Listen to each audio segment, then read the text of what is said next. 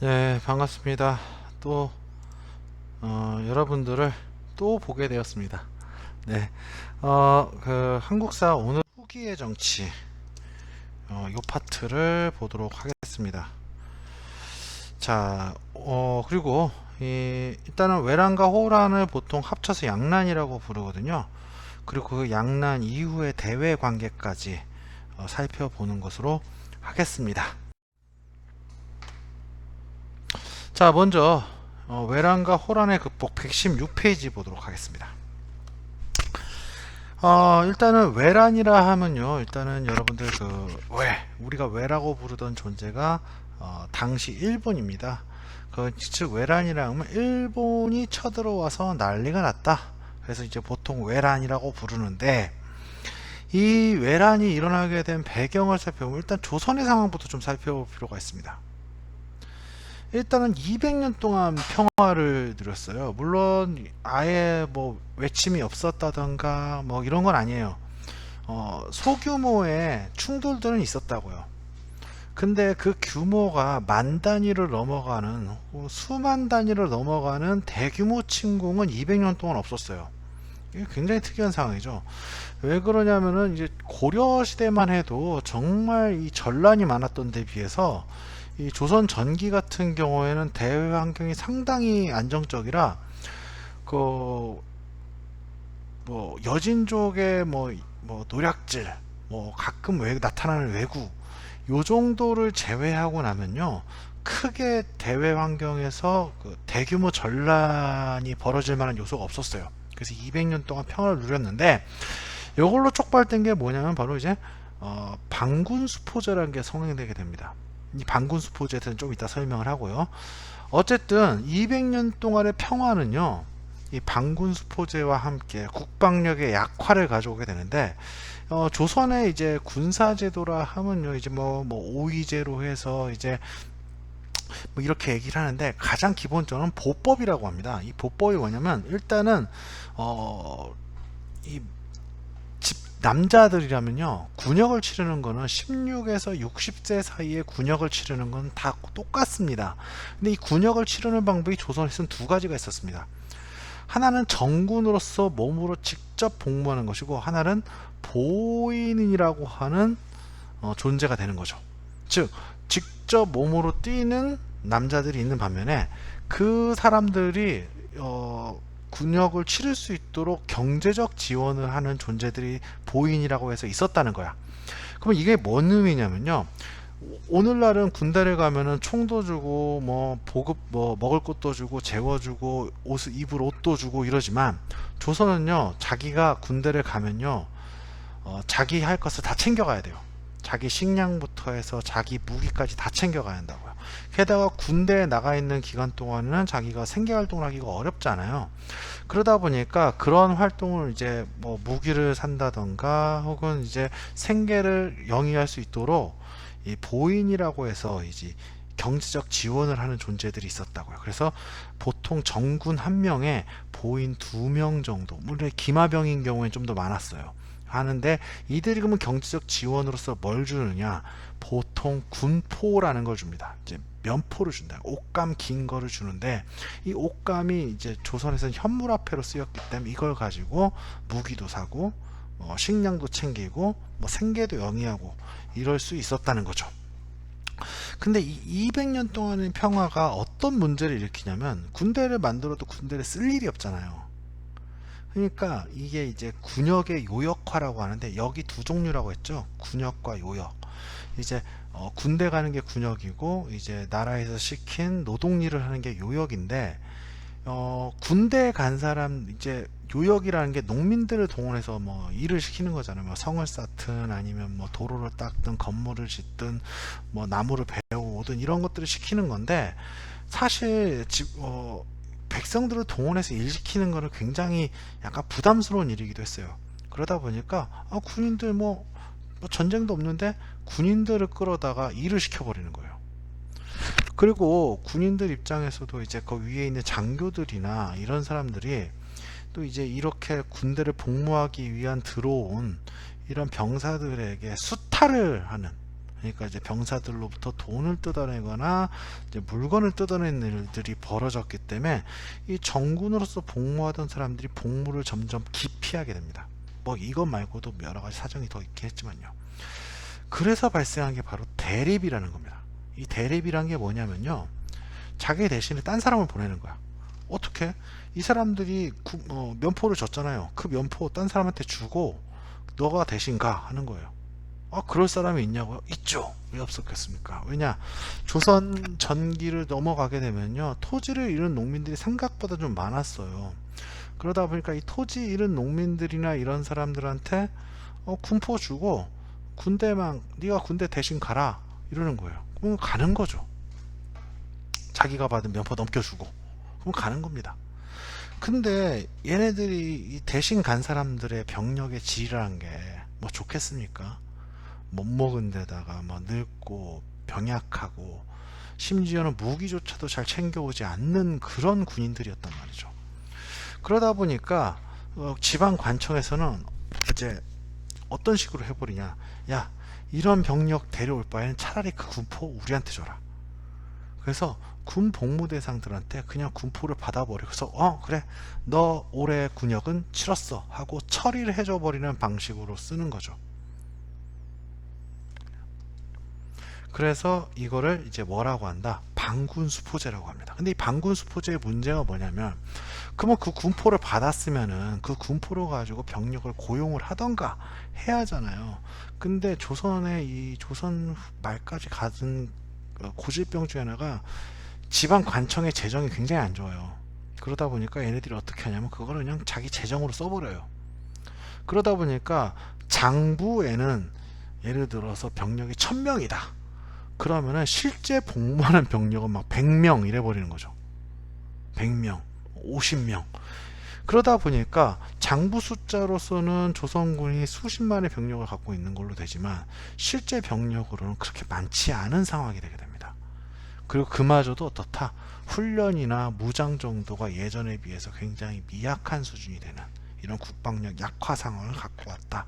이렇게 설명할 수 있겠습니다. 반면에 일본 같은 경우는 어땠느냐? 일본 같은 경우는요, 이 도요토미 히데요시가 일본을 이제 통일을 합니다. 근데 이 일본이 이제 흔히 이 시대를 이제 전국 시대라고 부르는데 100년이 넘는 기간 동안 전쟁을 벌였어요. 각지의 영주들이 서로 싸움을 벌였다고요. 그러다 보니까 일본을 통일을 했어요. 근데 이 사람으로 말할 것 같으면은 이제 뭐 일본에서 이제 출세의 대명사다. 왜 이 사람이 원래는 이제 뭐 평민 출신이에요. 평민 출신인데 일본의 지배자까지로 아주 입지전적인 인물이거든요. 근데 일본을 이 사람이 통일을 하긴 했는데 불안점이 있는 거죠. 일단은 자국 내 전치적 안정의 필요성이 있다는 거예요. 일본을 통일을 하긴 했는데 내심 자기를 따르지 않는 영주들은 분명히 존재를 합니다. 그래서 그 시선을 밖으로 돌려야겠다. 이런 것도 있었고, 또 이 사람이 자기 세력이 별로 없었어요. 자기 휘하에 있는 세력이 별로 없다 보니까 그 세력들을 키워줄 필요가 있어요. 근데 이 사람들을 키워주려면 이 사람들도 영주로 만들어주고 영지를 나눠줘야 하는데 그거에도 한계가 있었던 거죠. 그래서 눈을 밖으로 돌렸고요. 또 이 도요토미 히데요시라는 사람이 약간 자기가 평민이고 이러다 보니까 자기가 이제 뭐다, 이 역사에 다시 없을 그런 위협을 세워야겠다, 이런 그런 망상스러운 명예욕이 있었던 것 같아요. 그래서 자기는 중국까지 진출을 해서 대륙을 정벌하겠다, 이런 생각을 갖게 됐고, 결국 그것이 뭘로 이어지게 되었다? 조선에 대한 대대적인 침략으로 이어지게 됩니다. 근데 이 조선에 대한 대대적인 침략이 이어지는 게, 자 이제 볼게요. 이 과정이 있는데 이건 이제 전투 도고요. 자, 외란 초기의 전개를 보면요, 이렇습니다. 1592년 4월 13일 음력입니다. 일본군이 처음 상륙을 했어요. 4월 28일에요. 충주입니다. 충주 탄금대라는 곳이 있습니다. 여기서 이제 전투가 벌어지는데, 일본군이 파죽지세로 올라올 때 이 충주에서 조선의 이제 정규군이 이걸 막으려고 신립이라는 장군의 지휘하에 막으려고 내려오는데 여기서 대패를 하게 됩니다. 근데 이제 조선 입장에서는 이 정도에서는 막을 수 있을 거라고 생각을 했어요. 그래서 예상치 못한 패배였던 것 같아요. 그래서 사실상 이 충주 탄금대에서 패배한 이후로는 한 도성이었던 한양까지 이 일본군을 저지할 수 있는 부대가 없었어요. 그래서 결국 한양을 버리고 선조는 피난길에 오르게 됩니다. 근데 여기 보십시오. 4월 13일에 상륙해서요, 5월 2일날 함양이 함락당합니다. 한 달도 안 걸렸어요. 이게 어느 수준이냐면요, 부산에서요 한양까지 과거 시험 보러 걸어가면요 한 달 걸리던 시대입니다. 한 달 걸리던 시대인데 일본군이 상륙해서 여기까지 점령하는데 한 달도 안 걸렸다고요. 이 얘기는 정말로 파죽지세로 올라왔다. 거의 거칠 것이 없이 올라왔다. 왜 그랬느냐? 이게 간단한 얘기입니다. 조선군 아까 국방력 약화됐다고 했잖아요. 전쟁의 경험도 없는 데다가 병력도 딸려요. 우리가 흔히 이제 임진왜란 하면은 뭐 일본군이 조총을 들고 있어가지고 뭐 일본군이 조총 때문에 우리나라 군대가 뭐 조선군이 피해가 막심했고 뭐 패배를 했다는 이렇게 얘기를 하는데, 물론 조총 영향이 아예 없다고 볼 수 없어요. 근데 조총병이라고 해봤자 일본 전체 병력에서 30%도 안 됐고요. 그리고 기본적으로 가장 큰 이유는요, 일본은요 전쟁을 100년 넘게 한 부대입니다. 전국을 통일하는 과정에서 전쟁을 100년 넘게 한 부대고, 조선이 200년 동안 평화를 누려서 저 실전 경험도 없는 데다가 그나마도 숫자도 적고 굉장히 훈련도도 낮은 부대였기 때문에 초반에 이렇게 요즘 말로 하면은 관광을 탈 수밖에 없었다, 이렇게 볼 수 있죠. 그리고 이제 도망을 갔는데 6월 13일입니다. 6월 13일에는 이 조선의 제2의 도시라고 할 수 있죠. 평양마저 함락당하면서 조선은 굉장한 위기에 빠지게 됩니다. 그리고 여기에 뭐까지 있게 되냐면 7월달이 되잖아요. 임해군하고 순하군이라고 해서 선조의 왕자들이, 아들들이에요. 이 사람들이 이제 함경도로 가가지고 이제 백성들을 위무하고 군대들을 모으기 위해서 함경도로 갔는데, 이들이 망난이에요. 망난이들인데, 이 아저씨들이 요즘 말로 하면 그냥 안 좋은 사람들, 질적으로 안 좋은 사람들인데, 여기서 이제 횡포를 부리고 그랬어요. 그러다 보니까 이쪽 지역 사람들한테 미움을 사가지고요, 뭐 이제 뭐 국경이 이런 사람들에 잡혀서 그 당시 일본 지휘관이었던 가토 기요마사한테 넘겨집니다. 그러니까 조선의 왕자까지 생포되는 등 거의 초기의 정세는 뭐 일본한테 거의 뭐 이제 우리가 아주 바람 앞에 등불이 된 이런 상황이었다고요. 그래서 선조 같은 경우에는 한반도를 포기하고 만주로 건너가야겠다, 명나라한테 보호를 요청해야겠다는 생각을 품을 만큼 굉장히 심각했던 상황이라고 볼 수 있습니다. 근데 이 전황이 점점 변하기 시작해요. 이 가장 큰 요인은 의병들이 봉기하기 시작합니다. 여기 보시면 뭐 이제 뭐 곽재우, 정인홍, 김면, 조헌, 고경명, 김천일, 이런 사람들이 의병이 봉기하는데, 이 의병의 봉기가 어떤 의미가 있냐면요, 의병들은요 일단은 이제 그 지역을 잘 알아요. 그 지역을 잘 알고요.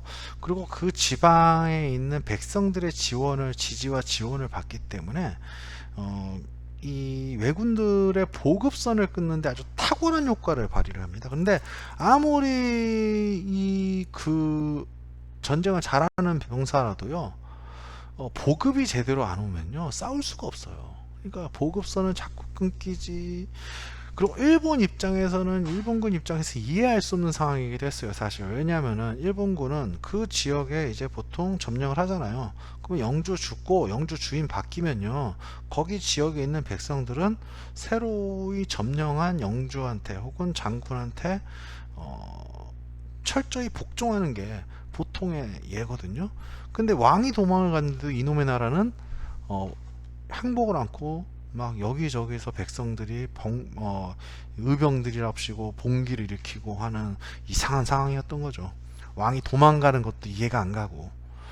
그리고 그러면은 다른 방면으로 보급할 수도 있지 않겠습니까? 육로만 보급이 있나? 바다로도 보급할 수 있죠. 근데 바다로서의 보급도 용이치 않습니다. 바로 누구 때문? 바로 이순신이 이끄는 수군 때문에 바다로서의 보급이 시원치 않았어요. 아니, 거의 불가능했죠. 임진왜란이 일어났을 무렵에 우리가 가지고 있는 착각이 하나 있었어요. 그게 뭐냐? 왜군은 일본군은 섬나라니까 수군이 엄청 강할 거고 우리는 육지에 있는 나라니까 육군이 엄청 강하다, 이런 식의 착각을 하고 있었는데 실제로는 반대였어요. 왜냐면 이제 우리가 그 조선 초부터 있었던 외구의 침입을 막기 위해서 나름대로 수군에 대한 이 정비와 노력을 이제 계속했거든요. 그러다 보니까 오히려 이 뚜껑을 열어보니까 우리나라는 수군이 강하고 반면에 100년이 넘는 시간 동안 전란을 했던 일본군은 또 반면에 육군이 강한 이상스러운 상황이 되게 되죠. 그리고 여기에 결정타로 명나라 군대가 우리나라로 들어와서 일본군을 몰아내기 위해서 참전을 하게 됩니다. 이러면서 전선이 이제 어떻게 된다? 교착 상태로 되면서 일본군과의 휴전 협상이 지속됩니다. 일본도 이제 더 이상 올라가질 못하니까 어떻게 이 전쟁에서 발을 뺄 것인가에 대해서 고민하게 됐다고요.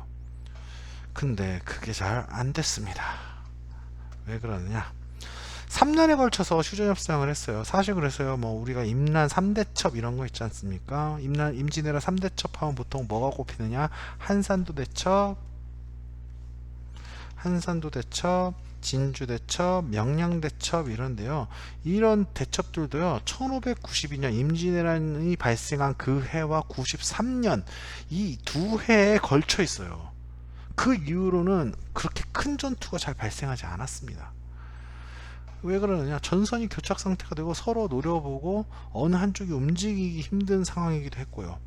그래서 휴전 협상을 하는데 일본군의 휴전 요구가, 그 협상 조건 요구가 상당히 명나라나 조선 입장에서 받아들일 수 없는 내용이었습니다. 뭐 예를 들면은 명나라 황제의 딸을 뭐 천황의 후비로 삼는다든가, 조선의 이제 팔도 중 3도, 하삼도라고 하죠. 충청도, 전라도, 경상도를 일본군에 내준다든가, 뭐 조선의 왕자와 고위 관료를 뭐 볼모로 내준다든가, 뭐 이런 내용을 요구했기 때문에 조선이 됐든 일본이 됐든 명나라가 됐든 그 요구를 받아들이기가 힘들었어요. 그래서 휴전협상이 결렬되고요. 일본군은 다시 쳐들어오게 되는데 이것을 정유재란이다. 다시 정유년에 다시 난이 벌어졌다 이겁니다. 맨 처음에는 이때도 마찬가지로 파죽지세로 올라옵니다.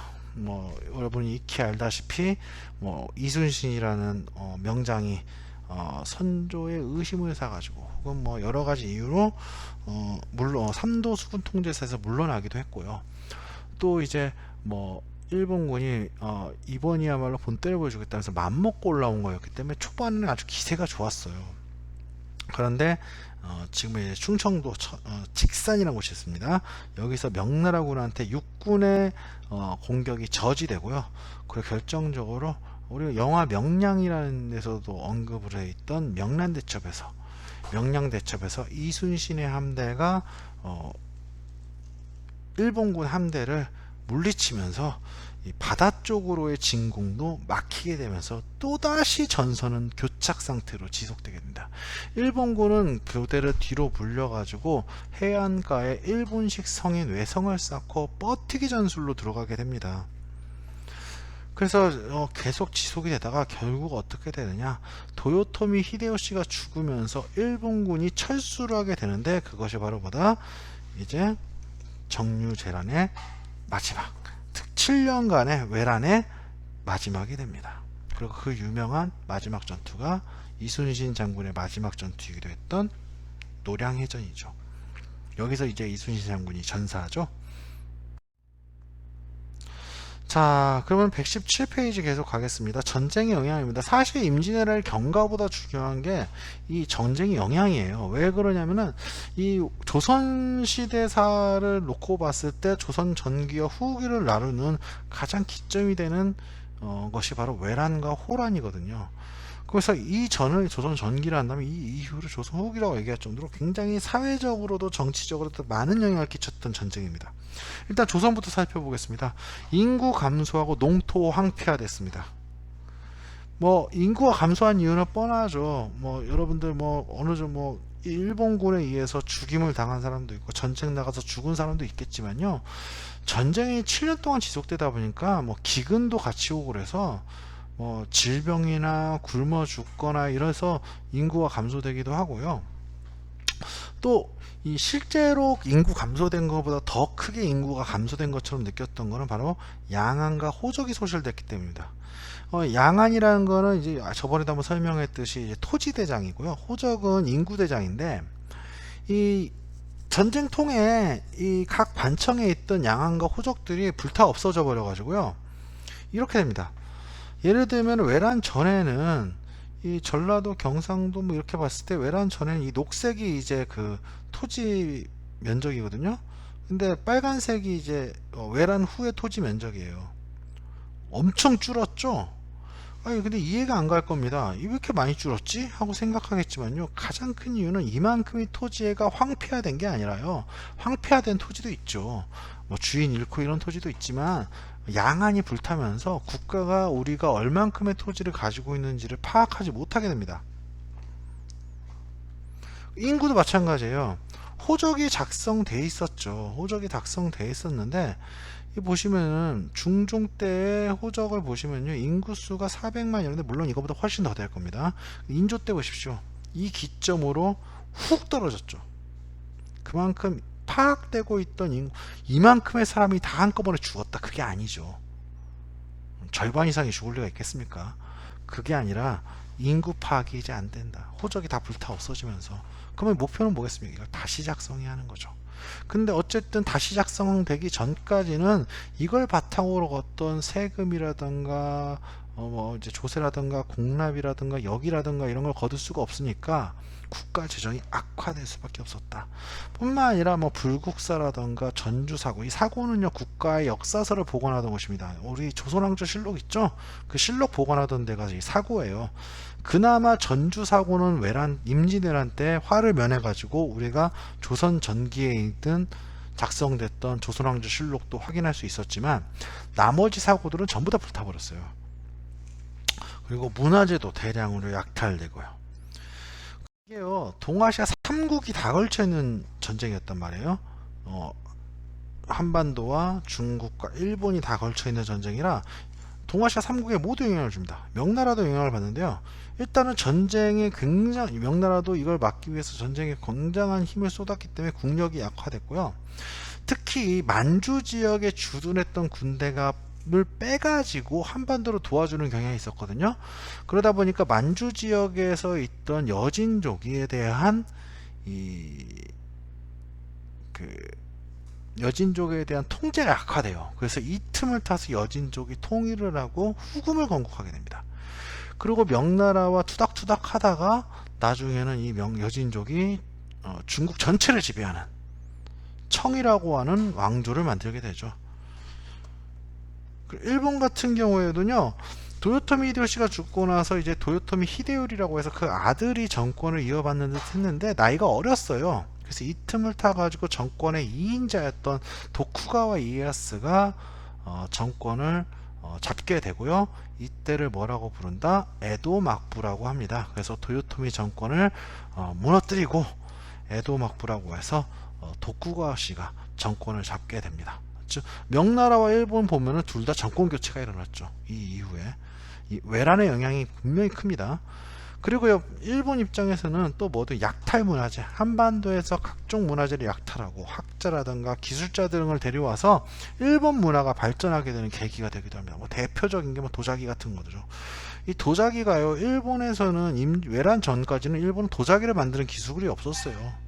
도자기를 만드는 기술이 없었는데 이때부터 이제 도자기를 만드는 기술이 일본에서도 이제 전래가 되고요.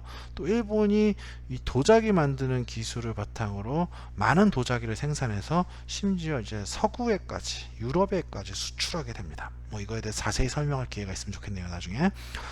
다음 보겠습니다. 자, 118페이지 보겠습니다. 자, 선조를 뒤이어서 왕위에 오른 사람은 바로 광해군인데요.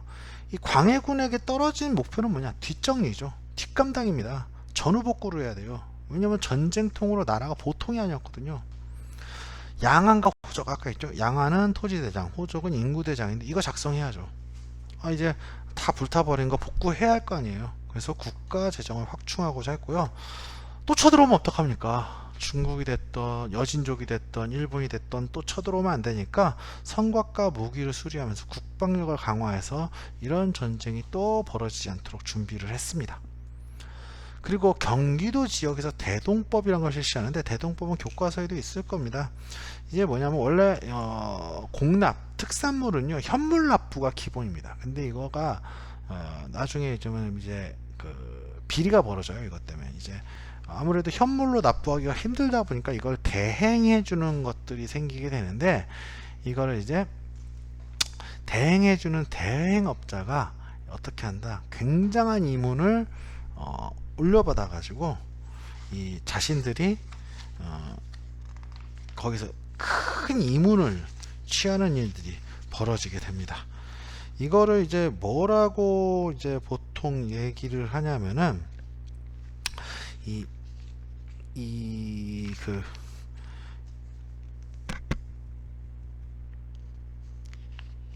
이걸 방납의 폐단이라고 흔히 부릅니다. 방납, 대신 납부해 주는 걸 이제 방납이라고 하는데, 이 방납을 해주는 사람들이 엄청난 이문을 받고 이거를 대행해 주면서 이득을 취하는 겁니다. 특기본은 안 하면 될 거 아니에요. 근데 이게 또 어떻게 되면 얘네들이 관하고 결탁되어 있는 경우가 많아요. 그래서 자기가 직접 납부를 하고자 해도요 방납업자하고 결탁한 관이 이걸 안 받아요. 그래서 이때부터 외란 전부터 어떤 얘기가 나오냐면 공납을 현물로 받지 말고 차라리 뭘로 받자, 곡식으로 받자는 얘기가 나오는데, 그것이 이제 대동법의 모체가 됩니다. 그래서 공납을 토지의 면적에 따라서 쌀이나 특히 쌀 같은 걸로 대신 받게끔 한 게 바로 대동법입니다. 근데 대동법을 전국 실시하진 않고 일단 경기도부터 시범적으로 실시하게 됩니다. 그리고 중립외교 정책을 펼쳤는데, 이때 명나라가 점점 쇠퇴하는 기운이 느껴지고요. 또 여진족이 세웠던 후금이 점점 강성해지는 국제 정세였습니다. 그러다 보니까 전쟁을 방금 겪은 조선 입장에서 어느 편을 들기가 모호한 상황이 떠요. 그래서 이 광해군 같은 경우는 이 둘 사이에서 전쟁에 휘말리지 않기 위해서 중립외교 정책을 펼치게 됩니다. 그러니까 명나라의 심기를 건드리지 않으면서도 여진족과는 충돌하지 않으려 하는 그런 모습을 보이게 된단 말이죠.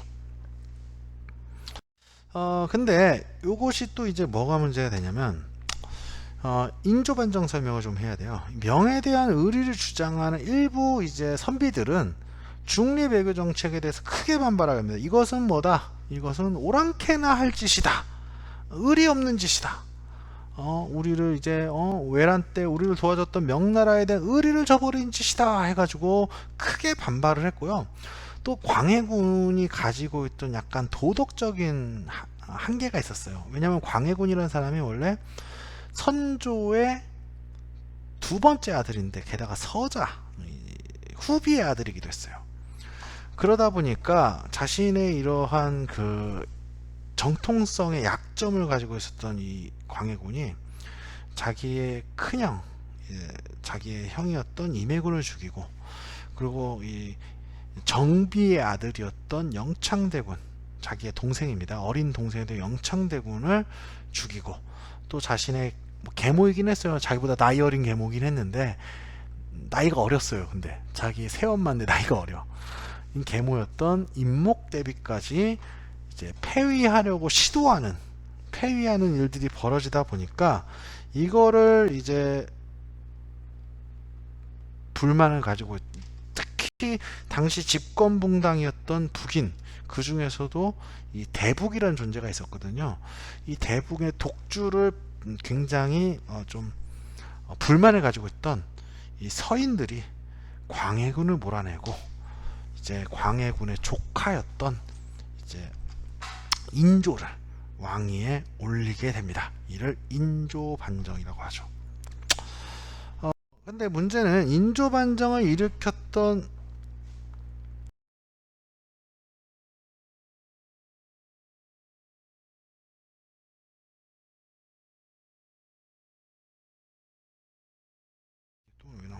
인조반정을 일으켰던 이 서인 같은 경우에는요, 서인이나 집권 인조는요, 이 광해군이 했던 이 중립외교 정책을 취하지 않았습니다. 취할 수가 없었겠죠. 왜냐면은 본인들이 광해군을 몰아냈던 하나의 명분이 그거였으니까요. 그래서 친명배금 정책을 추진하게 됩니다.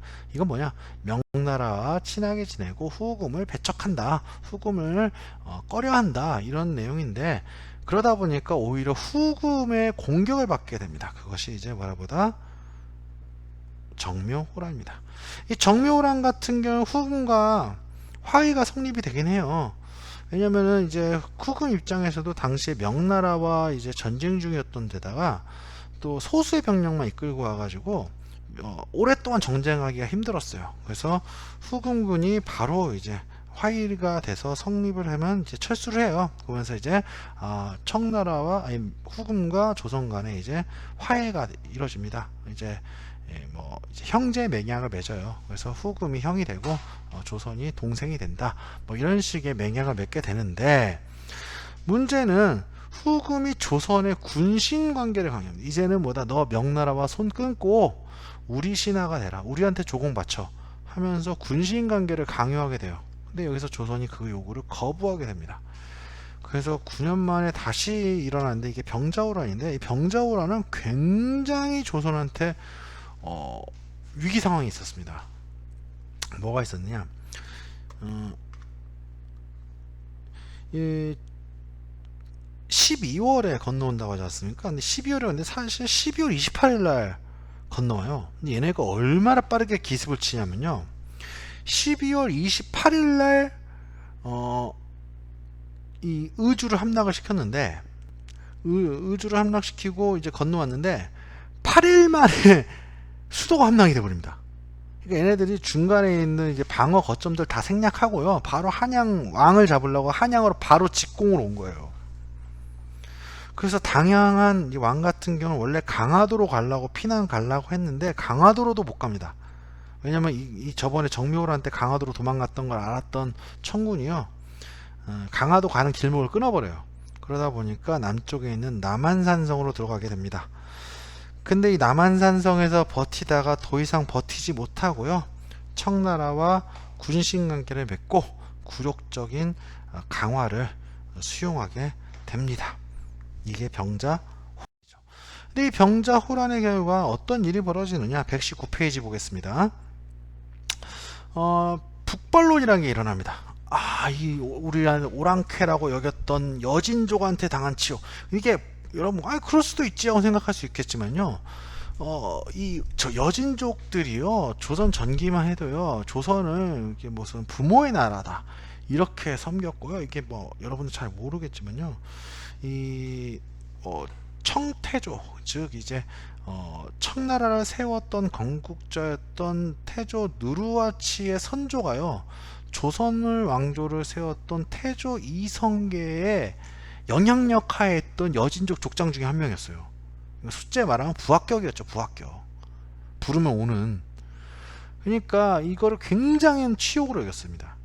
그뿐만 아니라 이 청나라가 이 명나라가 지배하던 중국까지 들어가서 중국 전토를 지배하게 되자, 명나라에 대한 의리를 우리가 지켜야 한다 하면서 청을 정벌합시다, 이런 논의가 들어오는데, 이게 바로 북벌론입니다. 북쪽을 정벌하자, 북쪽에 있는 여진족을 정벌하자, 이 내용인데, 특히 인조 다음의 왕이었던 효종 때 이것이 굉장히 활발하게 전개가 됩니다. 그래서 실제로 뭐 이 이완 등을 등용해서 무기를 개량하고 군대를 양성하고 이런 북벌을 준비하는 모습도 했는데, 사실 내면을 까보면은 이 당시 집권층이었던 서인이라든가 이런 사람들이 호란의 과정에서 너무나 처참하게 패배했단 말이에요. 그러다 보니까 그런 패전의 책임을 좀 회피하고 또 정권을 유지하기 위해서 우리 졌지만 우리 끝 아니야, 우리 북벌할 거야, 이런 식으로 하나의 정권 유지를 위한 논리를 만들어냈다고 보는 시선도 있습니다. 그런데 시간이 지나면서 청나라의 국력이 점점 커지고요, 또 문화가 융성하고 우리가 오랑캐로 무시했던 그 옛 여진족이 아니게 되는 거죠. 그러다 보니까 현실을 바라보자, 청나라를 배척할 것이 아니라 그들의 앞선 문물을 우리가 수용해야겠다. 그들의 앞선 문물을 우리가 오히려 수용해야 한다는 논의가 벌어지게 되는데, 이거를 뭐라고 부른다? 북학론이라고 부르게 됩니다. 그래서 북학론에 주로 주장했던 사람은 이제 조선 후기에 나타났던 실학자들을 중심으로 이를 주장하게 됩니다. 이거에 대해서는 이제 다시 설명할 기회가 있을 겁니다. 자, 백두산 정개비입니다. 119페이지 계속 볼게요. 자, 만들어지게 된 배경이 있습니다. 사진 보면 정개비가 있는데, 청나라의 본거지였던 이제 여진족들의 본거지였던 만주일대로 건너가서요, 뭐 사냥도 하고 뭐 심지어 농사까지 짓는 조선인들이 생기게 돼요. 그러다 보니까 이 청나라가 조선과의 국경을 명확히 하자고 제안을 하게 됩니다.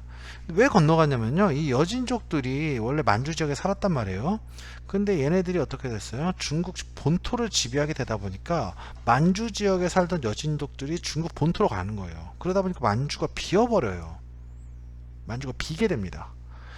근데 이거를 어떻게 했냐면, 이제 청나라 당시는, 당시 청나라는요, 여기가 자신들의 이제 본거지고 근거지였다, 발상지다 해서 여기를 신성한 지역으로 묶어서 사람들의 통행이라든가 이런 걸 금했는데, 조선인들이 자꾸 두만강을 건너가지고 만주일대로 가서 막 농사짓고 사냥하고 막 이런 사태가 벌어지는 거죠. 그러다 보니까, 야, 조선, 너희 우리랑 국경을 명확히 하자, 이렇게 요구를 하게 됩니다. 그래서요, 각 대표단이 백두산 일대를 탑사하고 정개비를 건립하게 되는데, 왜 하필 백두산이야? 이 백두산이요, 백두산 천지 가면 이 백두산이 압록강, 또 두만강, 그 다음에 송화강으로 이어지는 지류까지 이어지는 이 강의 발원지입니다. 그러다 보니까 백두산에 오르면은 이제 국경을 명확히 할 수 있다. 이 새 강의 발원지이기도 하니까요. 그래서 하는데, 그래서 오라총각, 목극등 등이 이런 내용의 글을 백두산에다가 비석으로서 새겨놓게 됩니다. 이게 백두산 정개비예요. 근데 뭐 나중에 문제가 되게 되는데요, 이 서쪽으로 압록, 그러니까 서쪽 국경은 압록이란 건 동의해요. 다 동쪽으로는 토문이 되고, 그러니까 서쪽으로는 압록강이고 동쪽으로는 토문강이 우리 국경이다 하고 정했는데, 얘네 이때 정했던 사람들은 다 알 거야, 이게 뭔 의미인지. 근데 한 200년 지나니까, 200년까지는 좀 한 100 몇십 년 지나니까 어떤 일이 뭐냐, 압록은 알겠어. 근데 이 토문이 어디냐 이거죠.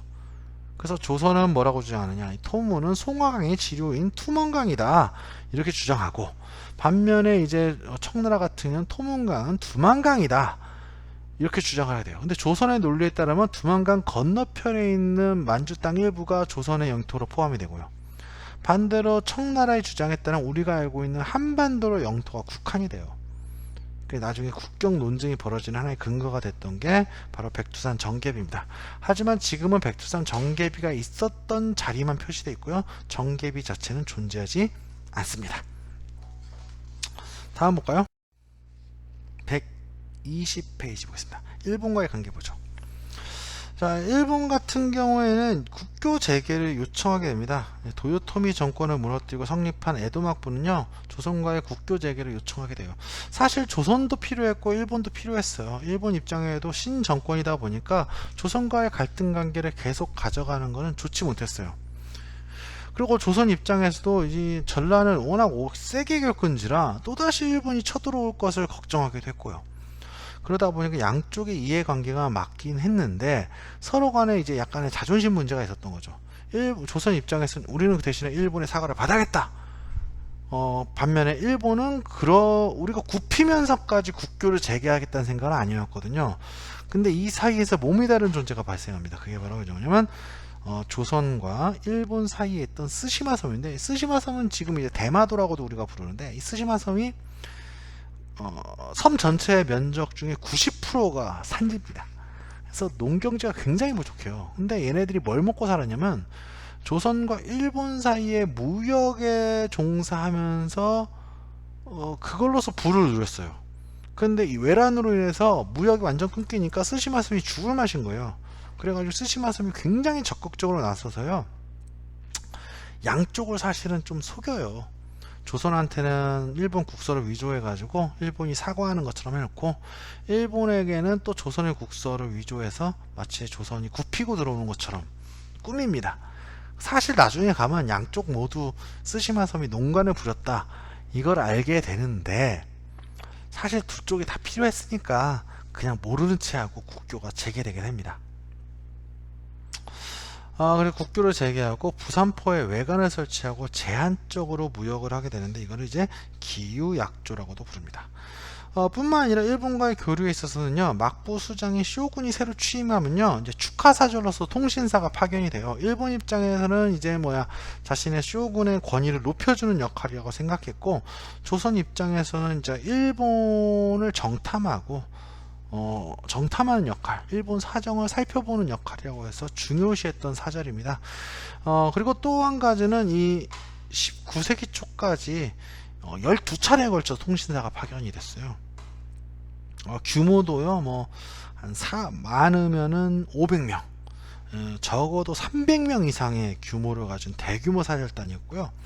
일본 입장에서도 일본 막부 재정의 10분의 1 정도를 이 조선통신사, 그러니까 그의 예전에 10분의 1 정도 조선통신사 접대에 투입할 정도로 굉장히 신경 썼던 행사입니다.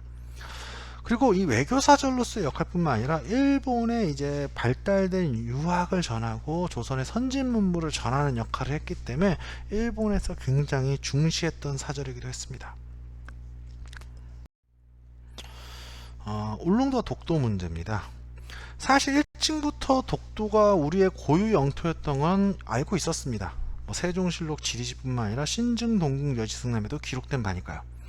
근데 일본 어민들이 어느 순간부터 울릉도와 독도 지역을 자주 침범하게 돼요. 여러 가지 이유가 있겠지만요. 조선은 섬이 이제 외구의 이제 침공 근거지가 되기도 하고, 또 섬이 이제 자연재해가 심하고 하니까 섬에 있는 백성들을 조선 내지로 옮기는 공도 정책이라는 거를 많이 실시를 했어요. 그래서 울릉도 같은 경우에도 조선 후기 전까지는요, 사실 섬이 비어 있었어요.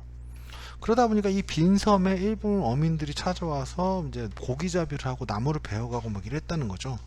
근데 이때 이제 동네에 이제 안용복이라는 사람이 있었는데, 이 안용복이라는 사람이 울릉도에 들어온 일본 어민들의 격분해 가지고 이들을 쫓아내고 일본으로 들어갑니다. 그래서 이 독도가 조선 영토임을 확인받고 돌아와요. 엄청난 일을 한 거죠. 근데 이 사람이 좀 문제가 됐던 건, 이 사람이 그냥 국가에서 임명한 관리도 아닌데 이제 관리를 참칭했다고 해가지고 약간 문제가 되는데, 사실 근데 이 사람이 세운 공도 있었기 때문에 그 대신에 이 사람의 공을 취하지 않는 걸로, 이 공을 세운 거를 그냥 공도 있지만 이 사람의 죄도 있으니 쌤쌤 이런 식으로 해서 따로 처벌받았다는 기록은 존재하지 않습니다. 어쨌든 이로 인해서 일본도 이 울릉도와 독도가 조선 영토임을 확인을 했고요. 또 이를 계기로요, 에도 막부는요, 일본 어민의 울릉도 도해 금지령을 내리기도 합니다. 자, 여기까지 해서 오늘의 수업을 마무리 짓도록 하겠습니다. 다음번에 여러분과 직접 대면해서 수업을 했으면 좋겠습니다. 여기까지 하겠습니다. 수고하셨습니다.